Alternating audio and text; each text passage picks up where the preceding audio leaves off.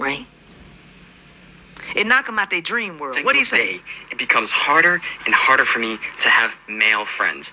It's basic fucking hygiene. Matter of fact, let me take you to fucking school. This is a diagram of the penis. This right here is the internal urethral sphincter. This contracts to open. This is the external urethral sphincter. This relaxes to open. As you can see, that is a lot of real estate inside the penis, in the urethra. There's no peristalsis that happens in the urethra like it happens in your esophagus or your intestines. There's no muscle that contracts to push the rest of the pee out. So no matter how fucking clean you think your pee is, there's residue left over. There's gonna be pee left over. There's a reason why we have something called the bulbourethral gland.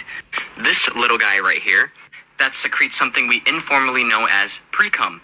The purpose of the bulbourethral gland is to help flush out whatever's left in the urethra before the penis ejaculates. So humans have evolved to have something like the bulbourethral gland because the penis is not a very clean organ. Wait a minute. What do you say? Because the penis is not a very clean organ. So the penis by itself already ain't clean. Now when they pee, because y'all teach y'all sons to shake and not even wipe they shit. So just shake it and put it back in your underwear, right? And then the women, they go and drink that penis juice. Ew. And what did he say that the bulbourethra does? It pushes out the remaining pee that was left inside of the penis. It pushes out with the precum. So with precum, you got urine left over. And guess what? Guess what? Women who have an issue with me, they leave here because I make them feel bad about sucking urine. Urine.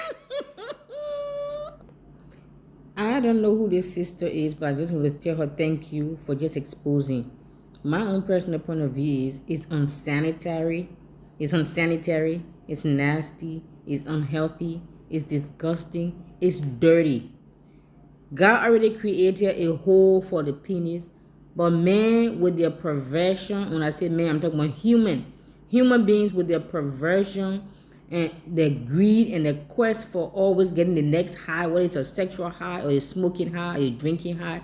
Human beings always on the quest for the next high, the next level of anything, good or bad.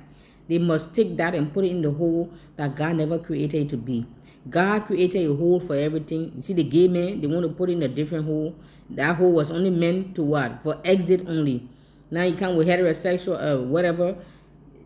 Oral sex is dirty, it's nasty, it doesn't matter who's doing what to whom, from both male and female. It's nasty, it's unsanitary, it's disgusting. But Christians are even doing it because they're saying, oh, whatever they do in the marital bed is don't defy some foolishness. I don't know, some kind of scripture they use to justify. It's just unhealthy. It's nasty. It's unsanitary.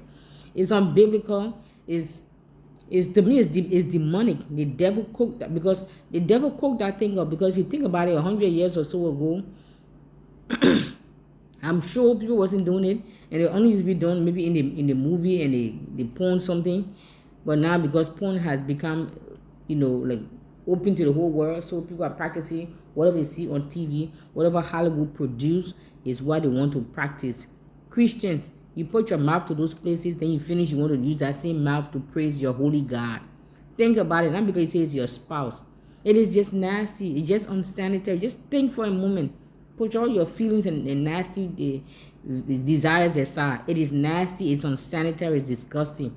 Like for instance, even men, when they use the public bathroom, at least women used to. I want to be very graphic now because we are adults. If you're not an adult, then switch off. But we're talking about sanitation and personal hygiene and cleanliness. Okay, so we have to be graphic a little bit. Even when we use the public bathroom, we sit, we wipe, we finish, we wash your hands. But men, if they have to use the public bathroom, if they don't have a urinal and they only have a toilet, so some of them will stand up to do their business, and others will sit to do their business, depending on the urinal. Or some people may stand up, it's a toilet. But what if you have to do number two? If you have to poop, you cannot poop in the urinal, so you have to sit in the toilet to poop, right? Or sit on the toilet, to poop. So when you sit, all your private is hanging and dangling in that toilet. maybe even hanging and dangling, touching the toilet water, the walls of the toilet. You don't know what kind of bacteria or germs is even in that toilet. And then when you finish, what do? Do you wash your entire back and front? No, you just probably wipe yourself because you poop and that's it.